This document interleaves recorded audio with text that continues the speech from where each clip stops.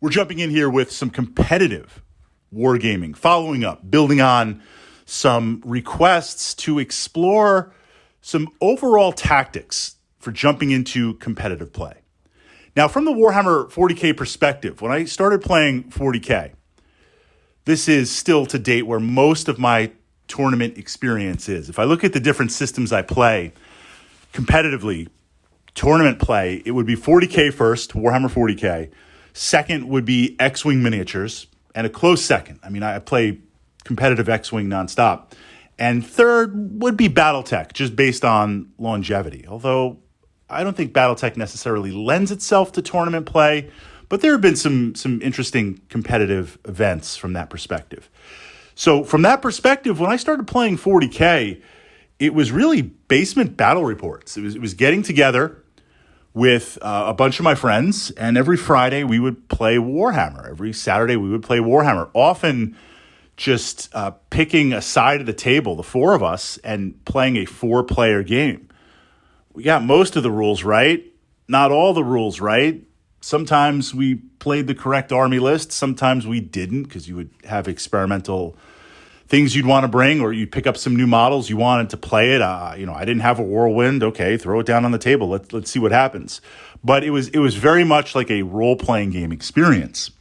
Some years later, when I joined the Battle for Salvation Gaming Club, when I was looking to kind of reconnect with 40K, my focus at that time was narrative play, was just getting together, rolling some dice. Yeah, I'm going to try and win, but that wasn't always the focus. The focus was to make something cool happen on the table and have a fun time with my opponent. Something that I still strive to this day, where if you and I sit down to play a war game, I'm going to try and win. I'm going to go for tabletop glory, but I want to create something unique with you so that we can share that memory, that point in time, and carry it with us through future points in time.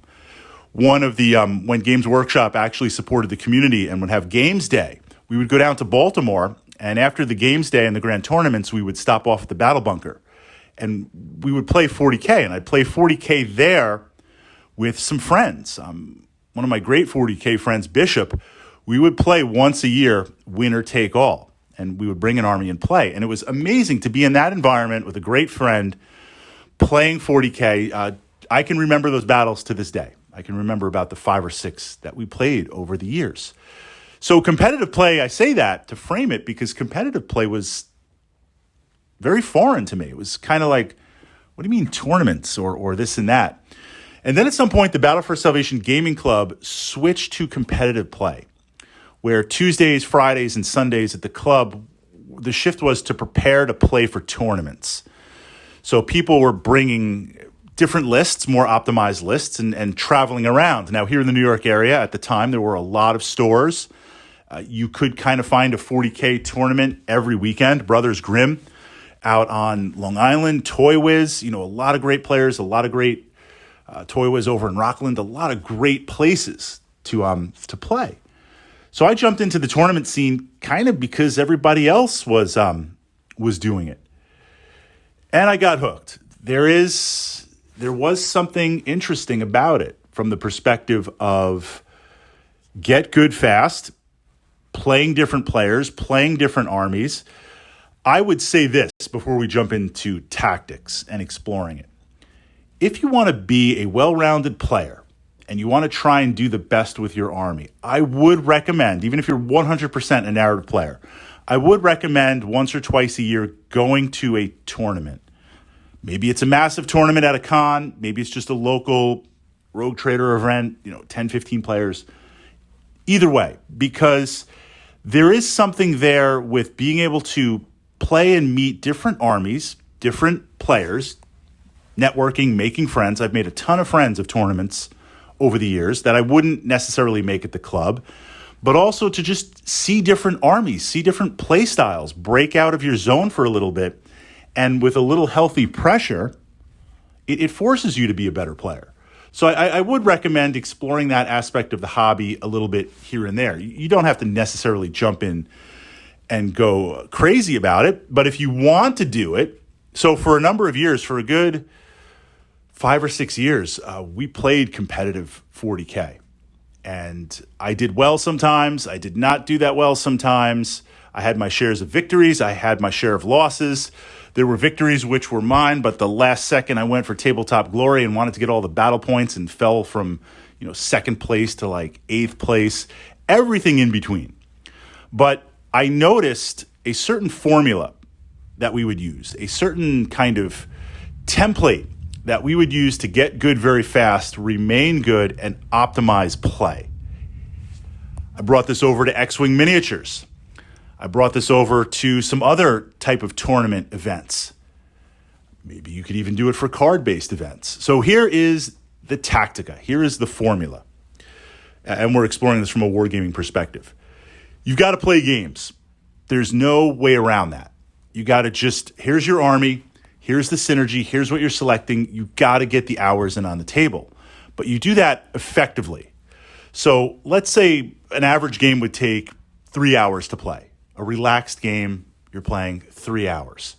If I set aside a day just to play with my friends, a game, tournament prep, how many games can I get in? 3 hours each? 3 games? Maybe 4? 3 or 4 games. We need to double or triple that. It's just simple numbers. So what we would do is, let's say a game played over 6 turns or 6 rounds. You would play till turn 2 or turn 3. And then you would stop. And then you would step back and say, if this game continued, most likely, how would it end? Who would win? This does 2 things.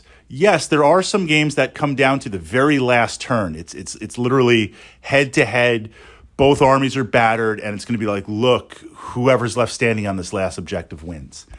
That can happen. But tournament play, you want to dominate from the beginning. I want to have you effectively tabled by turn 2. By turn 3, I want to have you smashed and you can't do anything. We're on autopilot. For 2 reasons. One, to develop in a positive way, aggression, momentum, keeping your opponent off balance. But second, having tournament time. People slow play. People will slow play you. People will drag it out. People will get to a superior position and now just try to slow play you out or at least tie up a game. If you smash them by turn 2, by turn 3, they're done. Then that takes out a lot of tactica that some of these players try to use on you. So there's a duality of learning that, but there's also the duality of turn 2, who would possibly win. It develops a healthy tournament play style, allows you to get in games and go from that perspective. So literally on a Saturday, playing 3 games, we're getting it up to 6, 7, 8 games. On Tuesday night, where we'd get 1 game in, we're getting 3 games in. It focuses, hyper-focus. Now, second, recon. I mean, this has been made much, much easier depending on your gaming system. Right now, the current meta, meaning what's the popular armies, the rules updates, what are supported, going on YouTube, looking at army builds, going on YouTube, watching battle reports. It's like watching sports matches. It's like doing any type of recon, martial arts, checking out other schools, checking out other things. You can do that all on YouTube. And really looking and doing your homework. Hyper-focusing this, if you are aware, to get the mission packets ahead of time or get an idea of previous tournaments. When we would go to the Conflict GT and other tournaments, they would sometimes release the missions ahead of time. Or they would say, here's the last couple of years of what we played, and the missions are adjustments. Is there some type of knowledge where you can play the actual missions or get an idea of previous missions that are going to be part of the bank that might be pulled out? Really doing that, hyper-focusing from that perspective. The last piece is developing what I call, and this might take a little bit of cultivation, I call it the War Council. Having a good group of players, 5, 6, 10. At one point, the War Council, it was 10 of us, and we had a private forum where we would play in tournaments. We would have ideas, and you can bounce them off other players. You could say, this is what I'm thinking. This is what I'm doing. This is my army list. What do you see? What do you exploit with this mission? What could I play? What could I do? Being able to have that controlled but contained feedback, developing your war council. That was a huge thing to have. It also was our go-to for doubles or team tournaments, being on that play and that perspective. The last piece that kind of feeds into this synergy, and this has limited shelf life depending on the system. Warhammer 40,000 is just all over the place, changing every minute. Shelf life is 6 months, 7 months tops. X-Wing Miniatures expands, but it's a little bit more controlled, so this would be good for a little bit longer. Going to a tournament event and taking pictures during the break of other armies and builds, or if it's a tournament event that you can see online, if they have pictures of the day, what are the armies there? Often people will lay out their armies in between games and take pictures. Those pictures, that's your war chest. Asking yourself, well, this is the army I'm going to face. Not that day of the event, you might, but in the current meta cycle right now, this is what players are bringing. What's my plan for it? If I see, there was a time when Dark Eldar was just kind of re-released after like a 15-year hiatus. It's just like Venom spam, and people were just buying like 12 of these, and everything's purple in Dark Eldar, so just spray paint it purple, and there you go. Do some smoke effects on the glass, there you go. So if you're at a tournament and you're seeing out of 50 players, I'm seeing 30 of them bringing this type of list, that's the current meta. There's a good chance, not only in this event, but in future events during the current cycle, I'm going to face that. What's my plan? How am I going to deal with it? So building up a direct war chest from that perspective also works, but it does have a limited shelf life because the meta cycle is going to kind of go on. Doing those things, that's going to leverage you. That's going to make you lean. That's going to make you mean. That's going to make you hungry. That's going to make you aggressive in a good way. That's going to teach you momentum. That's going to cut down that right there. If you follow that plan, that would take you a year of just showing up randomly at tournaments and bringing whatever army you have, and that taking that beat down for a year to kind of put this synergy together. So you've just went to the head of the tournament line, following it out. And again, if competitive play is not your thing, which is good, I go back and forth. The past couple of years, I play in tournaments still once or twice a year, but the past couple of years, I am totally a narrative player. But if I ever needed to switch gears and get the juice back on, I'm ready to just explode on that scene. I could, but it's kind of where I am right now. But even if competitive play is not your thing, play once or twice a year, because it's going to connect you with the audience, the community.